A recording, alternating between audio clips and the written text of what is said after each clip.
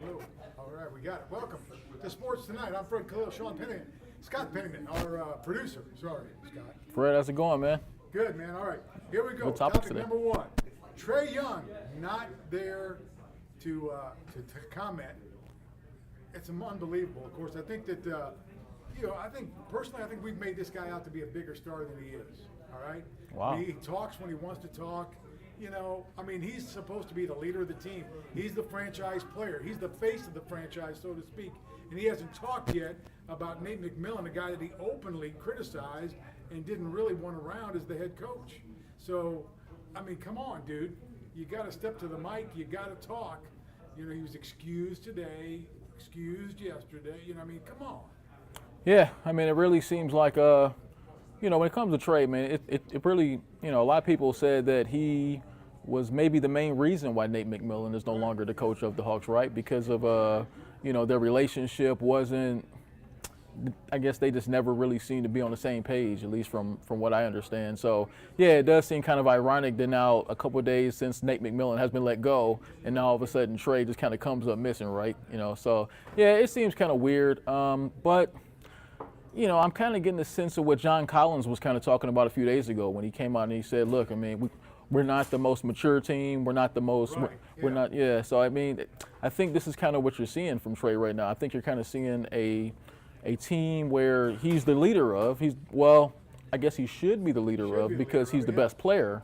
But you're not really seeing, you're kind of not seeing that sort of leadership quality from him, which is, I guess, is okay. Trae's still a young man, right? How old is he, 24, 25 years old right now? So, yeah, I think he still has a ways to go before he grows into that leader. And sometimes you have to grow into it. Sometimes you have to grow into being that leader of an NBA franchise in order to maybe be the kind of leader that your team needs from you, Come on. You're the point guard. You're the guard on the team, so you should be the leader day one, all right? True. If you're 15 years old or you're 25 years old, you're the point guard, right? That's like saying to the quarterback, hey, man, you're a rookie, so, man, you're not a leader on the team. We don't want you to call the plays. Yeah. We're going to have a running back who's been here 12 years come in and call the plays. He's the point guard. Come on, he's the one. He wants to take a bow in Madison Square Garden. You need to be a leader on the team. If you're going to run off a coach, you need to be the leader of the team. You can't be 25 or however old he is and go, well, you know what? I'm not the leader of the team, but I don't want the coach here, but I'm the star of the team. Yeah, it comes across as being kind of, I don't want to use the word cowardly, but, you did. You kind of want to call a shot from the background, but then when it comes time, when he leaves, that's normally when leaders of a franchise step out in front of the camera and say, hey, look, I'm the face of the franchise. Right. This is what happened. I'll go ahead and I'll take. Ideally, what you'd have in that situation is you'd have your star player walk out there in front of the camera and go, hey, look, we didn't win enough games for a coach to be basically take some sort of culpability, take some sort of responsibility for what happened to Coach Nate and go, hey, look, I'm one of the best players on the team. I'm a leader. We didn't win enough. We didn't do what we needed to do in order for Coach Nate to keep his job. Ideally, that's what you would have a superstar player step out there in front of the cameras and say. And no matter what he thought behind the cameras or off camera, you say that on camera, and you don't get that from Trae Young. Let's face it, you really don't get that from him. You get more of that from John Collins, I think, than you do from a Trae Young. John Collins stepped up and he talked, and he talked about how Nate might be better for an older team and they're a younger team and they need more nurturing, so to speak. Come on. There's one thing to remember, though, Fred, is that maturity doesn't always go along with age, right? So I think just as human beings, that's true. As human beings, we mature at different ages and at different levels and at different times, right? So Trae may be a guy who is maybe taking a little bit longer for him to grow into that leadership role. And maybe it doesn't happen this year, maybe it doesn't happen next year, but I think his talent is too great to give up on. So I think that the Hawks will be patient, and I think they'll just sort of wait this out until Trae becomes the leader that they need him to be. Now, they've already had an interview with Quinn Snyder. So they've already done that. It's reported that he's already interviewed Quinn Snyder. Do you like that one? I don't know. He was here as an assistant under Budenholzer. Right. I don't know. He's one of those guys. I think he came through the Popovich school and wound around up through there. So he might be a good coach. I don't know. He did okay in Utah, right? So, Kenny Atkinson, of course, who was an assistant here under Budenholzer as well. I think he's solid. Yeah, I mean, he does a good job. I mean, here's the thing. I come back to this. Why do these coaches want out? Why does Budenholzer, why did he want out? Why did he, not want this? Why did Nate actually try to get this done in December? Really, I think get a decision anyway. That's true. And that's what, that to me is more than whether or not Trae Young's going to be a leader. That's just my opinion. But that's true. I think and when you talk about kind of those, when you talk about Quinn Snyder, when you talk about Kenny Atkinson, they're kind of those mid-level. And kind of when you look at Quinn Snyder in Utah, he was the kind of coach that was able to take maybe a just above marginal grade of talent there and kind of make those guys play above their heads. They play some pretty good ball out in Utah. Yeah. So I think if he could bring those same qualities in Utah, where he was able to get that team and those guys to play above their talent level, if he can bring those same qualities to the Hawks on a team that's substantially more talented than any team he's coached in Utah, I think that could be a really good hire, honestly. Well, it could be a good hire. He had Donovan Mitchell there, didn't he? He did, Donovan Mitchell. He's pretty good. Yeah, he's obviously a all-star caliber player. But I think when you look at this Hawks team, I mean, just think about it. You got Trae, you have John Collins, you have DeJounte Murray. That's about 2 to 3 all-star, well, 2 certain all-stars with DeJounte Murray and Trae Young. And I think John Collins and Clint Capella and those guys are really good players. So I think if you take Quinn Snyder's ability to get guys to play a little bit above their talent level, and you put that with what the Hawks have from a talent standpoint, I think that could be a quality hire for sure. Well, you know what? I mean, it remains to be seen, but the Hawks, they need to do something, obviously. They got to do something to shake this up and to get it back on track. Yeah. They won 60 games under Bud. Prior to Bud, they won, 53, I think, under Woody. Yeah. And so, I mean, they've been able to win here. And the fans, I mean, it's a great NBA town. It's not necessarily a great Hawks town, but it's a great NBA town. And I think if the Hawks won, the place would go crazy. Yeah, I mean, just look at what they were 2 years ago. I was watching from a distance, and I saw that was a magical playoff run the Hawks had a couple years ago. Yeah, man. I thought, that's when Nate took over, right, for Lloyd Pierce. He did. I kind of thought, just watching from afar, I don't know, Fred, you covered that team. Just kind of watching them from afar, it seems like they kind of arrived a little earlier than expected a couple years ago.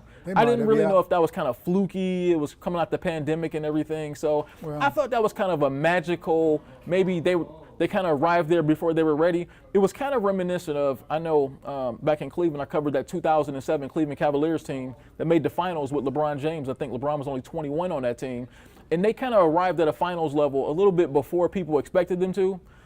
The 2021 Hawks kind of reminded me of that, where they got really good, they got really hot. Got hot at the right time. Yeah, it was at the right time. They upset that 76ers team. Right, and then that was big. Look, if Trae doesn't get hurt against Milwaukee, who knows what could happen, right? Exactly, yeah. I mean, that could have been all the way. It could have certainly done that. That would have been incredible. Yeah.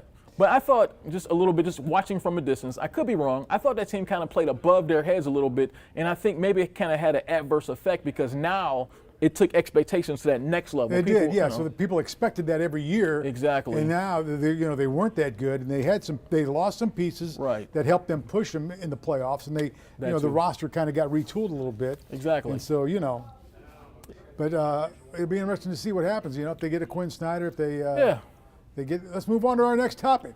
Lamar Jackson, the Ravens quarterback. He wants the same kind of money as Deshaun Watson. I think he should get it. I like Lamar better than I do Deshaun, really. Yeah. Personally, if I had to take one or the other, I'd take Lamar. For sure. I mean, he's definitely. This is my opinion. Yeah, Lamar Jackson has definitely had more accolades at the NFL level than Deshaun Watson. So when you're just looking at everything from an accolade standpoint, you would say he deserves equal, if not more money, more guaranteed money than what Deshaun Watson received, right? I think the monkey wrench here is that everyone, including Baltimore, and their owner was really outspoken when Deshaun Watson got that $230 million guarantee from the Browns. Right. He was very outspoken, like, what are y'all doing? Like, this really just disrupts the market a lot. So. Well, he knew what was coming, that's why. Exactly. He knew what was coming down the pike. Yeah. He knew he had a superstar quarterback that was going to want probably equal or more money to what Deshaun Watson. Exactly, yeah. So that's, Of course, it was kind of self-serving, right? Yeah, exactly. Like you said, it was. But still, I mean, I just think that when you kind of look at like $230 million guaranteed, the Baltimore Ravens, let me be clear, As a person who grew up as a Browns fan, the Baltimore Ravens are not the Cleveland Browns. Well, I guess they kind of are the Cleveland Browns, but they're not the Cleveland Browns. No. They've won a Super Bowl. Are you kidding me? They're not the Cleveland Browns. Well, no, I mean they became the Baltimore Ravens from Cleveland, but no, just realistically talking, They became the East Cleveland Ravens, right? Is that what you're saying? yeah. But no, when I speak of it, they're more so. The Baltimore Ravens are a well-run organization. They're probably one of the top 5 best-run organizations in all of football. You normally get to that level by spending money responsibly. The Ravens are not irresponsible with their money. They're not irresponsible. They tried that a few years ago when Joe Flacco won the Super Bowl, and they gave him probably more money than he should have gotten at that time, right. And it kind of kicked him in the butt. So now I think they don't want to repeat that same mistake, as good organizations don't. So I think they see a guy like Lamar Jackson. He's a really good player. He's a really good player? Well, he's an MVP. I mean, come on. He's an MVP caliber player. Don't compare Joe Flacco to Lamar Jackson. Well, come on, man. Well, Lamar Jackson, okay, so from a pure talent standpoint. Hold on. Now, you want to give me, give Fred Joe Flacco's defense that year, all right? Give me that year. Give me that defense, right? Give me the running back. Give me all that stuff. Jamal Lewis. Give me all those guys, all right? But when you think about Lamar Jackson, is he really a force multiplier? Like when you think of your elite quarterbacks that's worth $200 million plus, you're thinking about guys like Patrick Mahomes. You're thinking about guys like that who lift the guys up around them. I think Lamar Jackson does that. I think he takes what he has on offense and he makes the guys around him somewhat better. I don't think he does that at a championship level. If you look at his playoff record the last couple of years, it's not that great of a playoff record. So I don't think he raises the guys around him to that level to get $230 million guaranteed. However, if you look at Deshaun Watson, and if that's what he's weighing this against, then yeah, I can see why he has an argument to get $240 million guaranteed. Right, yeah, but here's the thing. Everybody will tell you that Deshaun Watson deal was a mistake, a huge mistake. So why am I going to make that same mistake, Lamar? You know someone who Lamar's would tell you agent, that? why am I going to make that same mistake? You know someone who would tell you that was a mistake? The owner of the Ravens. Right, exactly, of course. Right, so I think that the Ravens are a smart organization. The Browns were desperate. Let's be honest. The Browns were desperate. They hadn't had a franchise. They still are desperate. They hadn't had a franchise quarterback since Bernie Kosar. Baker Mayfield did a decent job for them. Not a great job, but he took them to the playoffs for the first time since 1999. Well, since 2002. So it was like an 18-year gap in making the playoffs. And then, Baker kind of fell off in 2021. So they were really desperate for a quarterback to that point, to where ownership, Jimmy Haslam and those guys said, look, take whatever you want. And so they gave him a ridiculous amount of money guaranteed. And the Baltimore Ravens, they're a much smarter organization. They look at it like, we're not that desperate. We're not the Cleveland Browns. We don't have to give someone $230 million guaranteed. We can find another solid quarterback to put in his place if need be. Right. I agree with that. I don't know if they can find another solid quarterback to put in Lamar's place. Right. If that's what you're saying. I mean, that's going to be a tough guy to replace. Sure. And they don't, they've got a good defense, but they don't have the defense they used to have.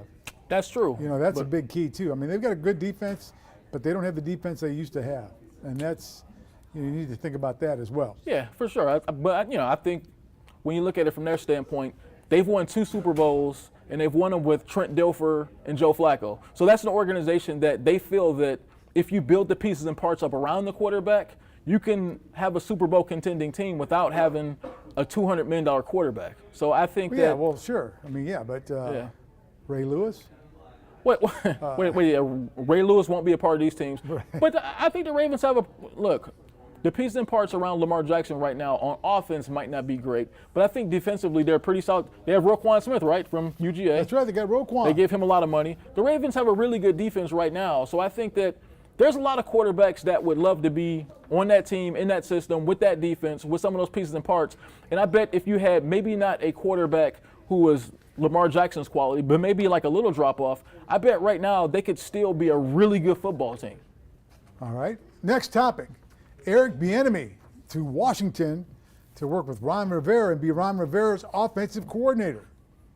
Thoughts? I think it's a great move. I think it's a good move for Ron Rivera. Get an offensive coordinator like Eric Bieniemy. I know Eric wanted to be a head coach, still wants to be a head coach, and probably should be a head coach. And, maybe working with Ron Rivera, maybe that gets him to the HC. This topic is the topic of Eric Bieniemy is like really personal to me, just because it's hard for me to look at his situation and say it's not about race. I mean, it's really hard for me. How is he not a head coach, really? Yeah, I mean, just think of anybody else. If you were a major component of two teams who've won the Super Bowl, made 3 Super Bowl trips in the last 5 years, he was a major part of what that offense was able to do. Okay, he didn't call the plays. And he coached up, Patrick certainly helped Mahomes. Patrick Mahomes, right? Become a star. Okay, so what? He didn't call the plays on Sunday. Neither did Dan Campbell, and he got a head coaching opportunity. Dan Campbell. Neither did Andy Reid before he became the head coach in Philly. He didn't call the plays, and he still got a head coaching opportunity. So why is Eric Bieniemy not receiving a head coaching opportunity? Yeah, I mean it's kind of puzzling, really. I mean, it's just really, like I say, it just irks me because you see guys like Josh McDaniel, guys like Dennis Allen. Yeah, those guys sucked in their first head coaching opportunities. Now they got second head coaching opportunities, and they're not doing very well in those opportunities either. So if guys like Josh McDaniel and Dennis Allen can get 2 head coaching opportunities, Eric Bieniemy, who was the offensive coordinator for one of the most high-powered offenses probably in the last 100 years, can't get 1 head coaching opportunity? It's crazy. Well, it is crazy. I mean, Josh McDaniel, he was anointed, of course, by Belichick, so I could see him getting the job. Dennis Allen, I don't get that one. I never got that one. I mean, that dude was like an analyst. He was like a graduate assistant, right, working his way up. He's gotten the 2 equivalent opportunities. of a graduate assistant. Yeah, I mean, I don't get that. And you don't get Eric Bieniemy a shot. That's not good at all. That's awful. How many? The 2 losing coordinators on the Eagles have gotten head coaching opportunities this season, and they lost in the Super Bowl. Yeah. So you got a guy like Eric Bieniemy who has been a major part of that offense. Of 2 out of 3, it just feels like when you're a black candidate like Eric Bieniemy, it just seems like they always move the goalpost back for you. It's never just all right, cool. I just can't imagine any other if Eric Bieniemy just any other coach that would be an offensive coordinator that have helped or been a major piece of 2 out of 3 Super Bowl championship teams with two championship teams, right? Been to 3 Super Bowls that wouldn't have gotten an opportunity. I mean, there's just something here that doesn't smell right. It's just something here, man, and it really irks me. It really does. Yeah, I mean, I can see that. I mean, there's no doubt about it. I mean, the guy deserves a chance. There's no doubt about it. Okay, now, the last topic. What's on your mind? What's on your mind today, Fred? What's on my mind today? Huh? Let me see. I really don't have a whole lot on my head today. I don't have a whole lot on my mind. I want to see the Hawks do something a little crazy, a little radical, something out of the ordinary. Get out of being the bland Hawks. Do something crazy. Yeah. Go get somebody that you wouldn't expect. Go get, if you've got to retool the roster, I mean, who cares? If you got to, who cares, really? I mean, seriously. Get out of the mediocrity and do something, make a splash. Do something. Now, do you want to see them do, like I've been in recent years, we got so many of these NBA teams that have really worked hard to get a big 3, right? I mean, kind of when you look at, the Lakers, they've tried that. Pretty much everywhere LeBron has been, they've tried a big 3. Of course. Well, if you got LeBron, you get 2 other guys, you got a big 3. Right. Or come on. Like Kevin Durant. Obviously, he joined Golden State, and then he went to Brooklyn, tried to form a big 3 with James Harden and Kyrie Irving. Now he's with the Phoenix Suns with Chris Paul, Devin Booker, him, and DeAndre Ayton. So they really have 4 really strong players there. So I think if you're maybe an organization like the Hawks, maybe you sort of want to look and see what other all-star might be out there that can maybe join Trae Young, DeJounte Murray, and some of those guys. Maybe get some of these guys. I mean, I think they're really good players. I think John Collins is a really good player. Yeah. I think Clint Capella's a really good player. Yeah. I think you could maybe Bogdanovich. I think you can get something, maybe an all-star, like another alpha. Like trade those guys in a big big trade? Yeah, like maybe package some of those guys in some draft picks to get yourself like an alpha back in return. Look at the Cavaliers this past offseason. You obviously know I keep an eye at them. They got Donovan Mitchell this offseason. Right. I thought the Hawks should have made a play for Donovan Mitchell last year. I mentioned that last summer when the season was over. Yeah. I kind of figured he'd be available. Imagine this team right now. Imagine them with DeJounte Murray, Donovan Mitchell, or Trae Young, or maybe a front court player who's really good too. I don't know, but Would they have anybody over 6'10"? Well, yeah. I mean, well, this is today. No, the reason I say that is the Hawks, I've said this a million times, you've heard me say it, Yeah. they've never had like multiple big men that could play. I mean, big men, Yeah. big, like 6'10" and above. Yeah, Now they got John Collins and Clint Capella. I mean, you know, maybe Capella's not the answer. Maybe they need to go get another center. I don't know. Yeah, it's just, like They got to do something, though. when you look at their roster, it just seems, like you said, it's just sort of blah. It's kind of bland. They just really don't. It's kind of like it's kind of like when I look at the Falcons. You know what I'm saying? It's just like they got some really nice guys, but it's just you could tell it's just something missing, right? So just kind of when you look at that, yeah. I mean, it's really interesting to see, what they may do moving forward. But I definitely think something needs to be done. One of the candidates they're talking about, possibly, Miles Simon. He's in the G League, right? Miles Simon when I was growing up, one of my favorite NCAA championship teams was the Arizona 1997 Wildcats. Arizona Wildcats. Josh Pastner from Georgia Tech was on that team too. Josh Pastner on the bench, Miles Simon coaching in the G League. So that Mike Bibby who was on that team. There's some really good players. Like Jason Terry was on that team too. He was a Hawk too, right? Jason Terry for a little while. Yeah. Jason Terry was on that team. Yeah, Jason Terry was on that team too. Yeah. That was one of my favorite teams, was those 97 Arizona Wildcats. So if they do, Miles Simon, he was the heart and soul of that team. So if they did get Miles Simon, I tell you what, man, he played with a lot of heart. So if he can coach with a lot of heart, I think that would be a good find too. But to me, the most intriguing candidate, which Shams reported on earlier today, Ime Udoka, right? Yeah, Ime Udoka, that's right, the guy in Boston, right? Let's explain here. The guy in Boston who was fired for having an inappropriate relationship with a coworker, which was against company policy, even though it was consensual. Yeah. Against company policy, so they fired him for that. And Look, now he's up. He could be a candidate here. That would be my choice. I mean, he was the head coach last year for the Boston Celtics. He kind of got them over that hump. They got to the finals after years of knocking on the door, kind of like the Atlanta Hawks, right? The Atlanta Hawks last couple of years have kind of just been circling around, and then they elevate, that was kind of Boston for a few years, and then he came in with that Spurs mentality, worked under Greg Popovich for many years, and just kind of elevated them. Look, let's be honest. Udoka's going to get another opportunity at some point. Sure. I think he should get another opportunity no at doubt. some point. Why not I mean, get it's him not here? like, he didn't commit a murder or anything like that. I mean, we understand the things involved with him getting kind of let go up in Boston, and when we understand those things and how they went and everything like that, no matter what side of the fence you are on, how you feel about it, it went how it went. But I think that he is deserving of another opportunity. I think he's a really good basketball coach, first of all. Yeah, he is. Yeah, of course he is, yeah. And I think he's the kind of guy that would get the Hawks to playing basketball the right way. Just look at, I think the track record kind of speaks for itself. I mean, just being under Popovich in San Antonio. Right.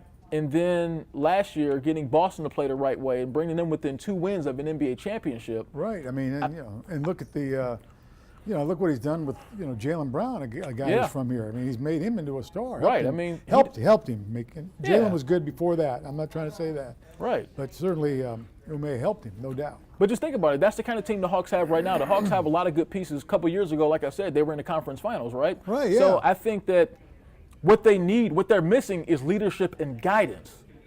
You have a guy like Udoka who coached Tim Duncan in San Antonio under Greg Popovich, who's handled personalities like superstar championship personalities like Jason Tatum, Jaylen Brown. Right, yeah, all those guys, yeah. So I think you need a coach who has the ability to be able to relate to superstar players, and I think Udoka is that kind of a coach. I think he has proven that he can relate and he can get superstar quality, superstar caliber players to play championship level basketball, and I think that's what the Hawks need. Well, then let's hire him right now. Boom, get on the phone. But we know, right? We know why he probably won't get that call. If he doesn't get hired, it's not because he's not the best basketball coach that's available. It's what took place in Boston. That's the reason why he won't get the call. Right. I get it. I get it, but I would think the bottom line is winning basketball games, right? I mean, yes, the bottom line is winning basketball games. You are correct, sir.